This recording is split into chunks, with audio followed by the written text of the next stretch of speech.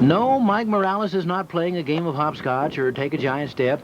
He's trying to leap from footprint to footprint of a beast that ran by here 200 million years ago. And it was taking 6-foot long or so strides, so it was running relatively fast. Even for its size, it was running pretty fast, about 15 miles per hour. We have another track that crosses it here. It might have been that there were two of these running together, sort of as a team, after some prey item that was going in this direction. One possibility. Another is that one of them was running after the other one. These footprints are near the Hopi village of Moenkopi and are not accessible to visitors.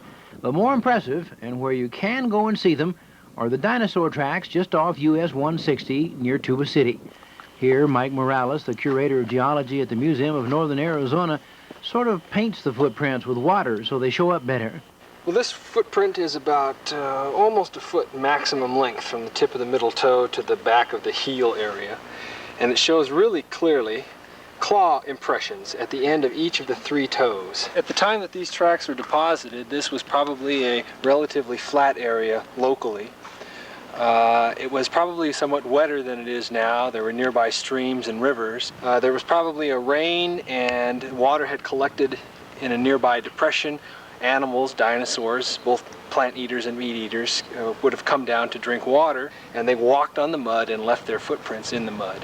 In probably less than a few days' span, a microblink across the eye of time, strange creatures passed this way, and 200 million years went by. And the animal was probably about 6 or 6.5 feet high at the hip socket. And then there, of course, would have been backbone and some neck above that, so it would have been much bigger than an average man. And probably not a very even-tempered kind of creature. No, probably rather aggressive. You've seen Hollywood productions of Tyrannosaurus ripping up dinosaurs in these dinosaur movies, and they probably acted a lot like that. Nearby, they found skeletal remains of the kind of fellow who might have made these tracks. It looks like this. He's called Dilophosaurus.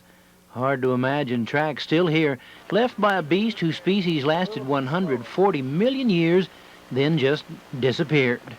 Tracks left in the sand of time.